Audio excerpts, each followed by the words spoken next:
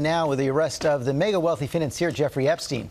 He is due in federal court here in New York today on new sex trafficking charges after a raid on his Manhattan mansion Saturday.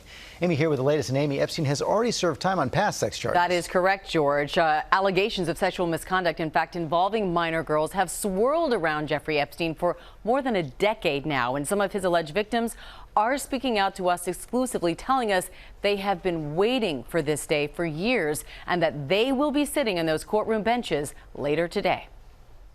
This morning, mega millionaire financier and New York socialite Jeffrey Epstein now in federal custody, according to multiple sources. The 66-year-old money manager, who's been associated with some of the world's most powerful people, including former presidents and movie stars, and owns a private island in the Caribbean, arrested in a covert operation in New Jersey after his private plane landed from France, sources say. His New York City mansion raided by the FBI. Investigators seen wearing masks as they carried out boxes of evidence. In a just unsealed indictment, Epstein faces charges of sex trafficking and conspiracy to commit sex trafficking of minor victims in New York and Florida. It was here at Epstein's mansion in Tony Palm Beach where authorities first began investigating him more than a decade ago. Michelle Licata was 16 years old when she says she was recruited by a fellow high school girl to give Epstein a massage. He kept saying, God, you're just so beautiful and sexy and gorgeous, and it was making me feel really uncomfortable. Licata telling investigators in a police interview at the time, Epstein sexually assaulted her. Then he wanted me to rub his back, and then he kept asking me to go lower and lower. He was kind of talking to me, trying to get to know me about my sex life. She was one of nearly 40 possible victims identified by authorities at the time.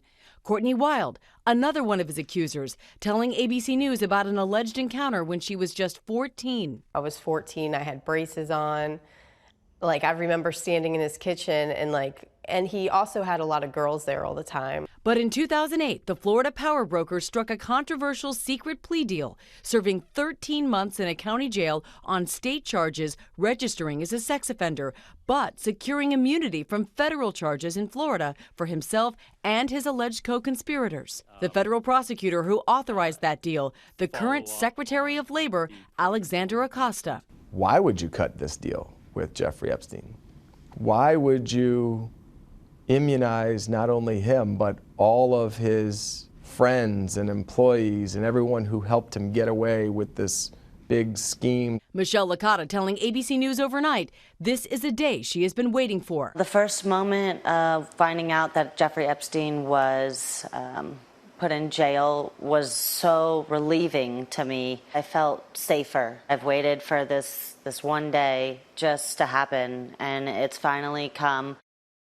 A press conference is expected to begin shortly where officials will go over the charges. The just released indictment alleges Epstein worked and conspired with others, including employees who facilitated his conduct. Epstein will be in court later today. George? Okay, Amy, thanks. Let's bring in our chief legal analyst, Dan Abrams, for more on this. So this faces federal charges, even though federal prosecutors did write a draft indictment last time. That's right. Last time he pled guilty to two relatively minor state charges. And part of the deal was basically putting together the federal and state and saying, look, we're putting this all into one bucket. And we're saying to you, you plead guilty to these two state charges, we're going to make sure you're not prosecuted on the federal charges. That deal is technically still in place. And so the question becomes, okay, so how are they now charging him in federal court on these additional at least two charges? We'll learn for sure today. One of the clues, it's being run by the Southern District of New York here in New York, but also the Public Corruption Unit. Right. He's not a public figure. That's right. So two questions. First is, how do they get past this non-prosecution agreement?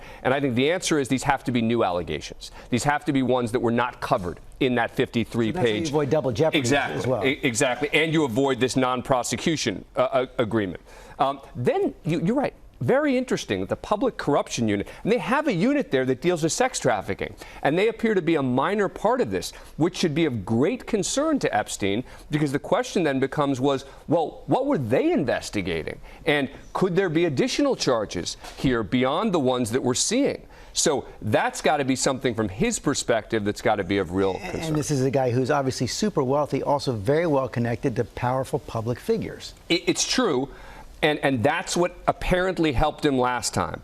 But I don't think that people should be concerned about that this time around. Why? because these are prosecutors who clearly went out of their way to indict him, meaning there's a non-prosecution agreement in place. You want to make this go away? You can just say, you know what? There's a non-prosecution agreement. This case is done. These prosecutors have basically said, this is serious enough. We're going to go out, we're going to find these additional victims, and it seems, and move forward with this case anyway. So I think that the sort of idea that he's got well-connected friends will help him this time around, very unlikely. Dan Abrams, thanks very much. Hi, everyone. George Stephanopoulos here. Thanks for checking out the ABC News YouTube channel. If you'd like to get more videos, show highlights, and watch live event coverage, click on the right over here to subscribe to our channel. And don't forget to download the ABC News app for breaking news alerts. Thanks for watching.